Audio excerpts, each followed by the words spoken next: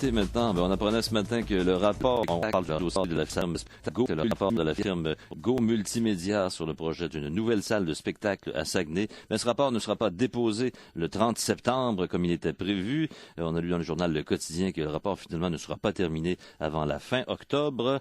Également, le maire de Saguenay, Jean Tremblay, qui refuse de faire tout commentaire avant d'avoir le rapport final, ce qui veut dire évidemment que cet enjeu, selon les vœux du maire, ne ferait pas partie de la campagne électorale. Mais qu'en pense mon prochain invité, M. André Salès. M. Salès, qui est un des leaders du mouvement d'opposition, vous vous souvenez, au projet de rénovation de l'auditorium, qui avait défrayé les coûts d'une étude comparative, fait réaliser un sondage là-dessus également. Il est avec nous en studio. Bonjour, M. Salès. Bonjour, M. Girard. Oui. Alors, vous avez pris connaissance de ces informations aujourd'hui. Je pense que vous avez été assez étonné, n'est-ce pas? Oui, grandement surpris, parce qu'en fait, c'est sous la plume de M. François Saint-Gelais qui semble établir de lui-même un genre de rapport d'enquête journalistique et affirme en grand fracas certains aboutissements de coûts. Le titre, 40 millions de dollars. 40 millions de dollars. Oui. Et c'est par hasard d'ailleurs un chiffre qu'on a déjà entendu. On a entendu beaucoup, oui. Et sur lequel le maire refuse de commenter, puis que je trouve particulièrement sage, parce qu'en fait, M. Saint-Gelais ne documente d'aucune manière ses coûts. Oui.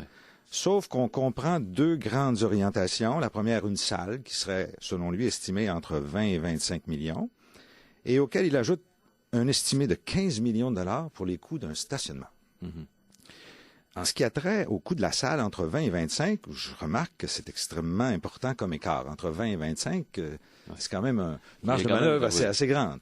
Et il réfère d'ailleurs à cet égard-là, fonction de la qualité recherchée. Et c'est exactement l'objet, d'ailleurs, du rapport de Go Multimédia, de définir en concept quelle est la qualité de l'édifice et de ce qui l'entoure pour déterminer le coût. Alors, je sens rien de nouveau pour affirmer, confirmer ou quoi que ce soit de l'aboutissement entre 20 et 25. Ça pourrait être 15, 18, ça pourrait être 20. Oui. Ce qu'on voit également, vous me parlez de coûts, on parle également d'études supplémentaires du côté du maire Jean Tremblay, une étude pour ce qui est du stationnement, voir l'impact pour ce qui est du stationnement au centre-ville, une étude de sol aussi. D'abord, le stationnement, croyez-vous que ce soit nécessaire? C'est effectivement mon premier constat, c'est que à la somme de entre 20 et 25, on rajoute 15 millions, ce qui est tout à fait un estimé, puis qu'on ne peut pas faire autrement que comprendre que c'est un coût énorme, 15 millions. Et par ailleurs, on peut même se poser comme question s'il est pertinent de placer à l'intérieur du coût de la salle un coût de stationnement qui est d'ailleurs inclus dans les annonces du maire Tremblay récentes où il disait qu'il aurait à faire pour à peu près 50 millions de travaux qui incluaient ce stationnement-là. Vous savez, ça fait 25 ans que l'entourage réclame d'avoir de la finition dans l'endroit. Alors, pourquoi l'imputer au coût de la salle alors que le stationnement va se faire, qu'il y ait salle ou non? Bon. Mais comment vous sentez-vous aujourd'hui, M. Salès, quand vous voyez la stratégie qui est adoptée par le maire Tremblay? Avez-vous l'impression d'avoir été dupé?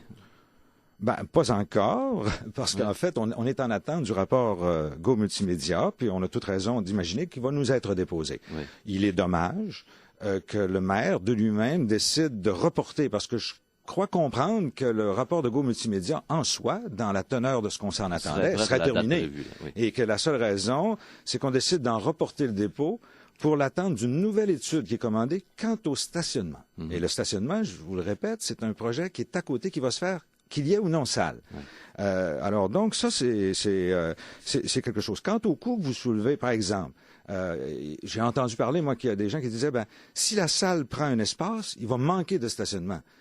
Vous irez tous les jours. Moi, je côtoie cet endroit-là. Jamais, au grand jamais, l'espace est entièrement pris. La salle va juste prendre la portion de l'espace qui est jamais pris. Et en plus, ils cohabitent à des époques différentes. C'est-à-dire, la salle est souvent et tout le temps utilisée le soir et les fins de semaine. Ouais. Autre aspect aussi, on est en pleine période électorale, campagne électorale. Bien des gens qui s'attendaient à ce que ce dossier-là soit un enjeu, à tout le moins, un objet de débat dans le cadre de la campagne électorale. Là, le maire nous dit, on peut pas en débattre, on n'a pas les données nécessaires. Ça va aller après l'élection. Si mon souvenance est bonne, c'était d'ailleurs de son propre vœu qu'il soit déposé au plus tôt. Mm-hmm. Alors, il y a comme un revirement de situation, moi, qui m'attriste jusqu'à un certain point, parce que un des torts qu'on nous blâmait, c'était de retarder le projet de rénovation ou de prise de position sur la salle alors que c'est une décision totalement unilatérale, encore une fois, de sa part, à le reporter. Alors, c'est encore lui qui, d'une certaine manière, serait le responsable d'en subir les conséquences du retard. Oui. Est-ce qu'on a encore en tête cette idée qui avait été présentée par le maire de faire avoir l'étude et ensuite une consultation, un référendum? Est-ce que vous adhérez toujours à cela? Bon, il faut comprendre que l'étude, le mandat d'étude auprès de Go Multimédia a été modifié à notre demande. Et il a été convenu, effectivement, formellement convenu, que l'étude ne porterait pas, non pas sur les coûts spécifiques, mais sur des coûts comparatifs. Donc, l'étude a pour objet... Qu'est-ce que ça veut dire précisément? Ben, il faut comprendre que M. le maire voulait savoir qu'est-ce que coûterait une salle de concert. Nous, on a dit, c'est pas une salle de concert qu'on veut. On veut avoir une salle qui réponde à des besoins multifonctionnels, notamment des besoins de l'orchestre, mais également les besoins de Théâtre Saguenay. Oui. Alors, hop, surprise, il faudrait changer le mandat.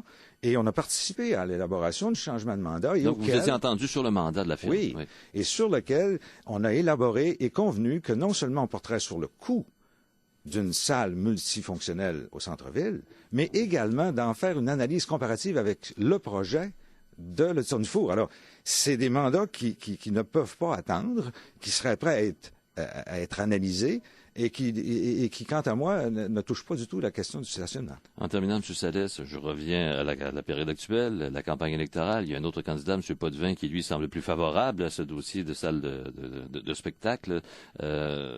Allez-vous militer en sa faveur? Allez-vous intervenir de quelque façon que ce soit dans cette campagne? Non, je pense que j'ai toujours eu une certaine distance par rapport aux affaires politiques, puis je change pas mon opinion. Cependant, c'est vrai qu'il est dommage, encore une fois, qu'on n'ait pas des aliments pour pouvoir évoquer des conclusions. Tant qu'il n'y a pas de rapport, je vois mal M. Potvin également pouvoir cheminer un raisonnement. Et donc, le report du dépôt de l'étude de Go Multimédia, quant à moi, est définitivement une erreur. C'est dommage. Merci d'être venu nous rencontrer. Ça me fait plaisir, M. C'est André Salès qui était avec nous, qui, on s'en souviendra, avait milité grandement dans toute cette mobilisation contre le projet de rénovation de l'Auditorium du Four.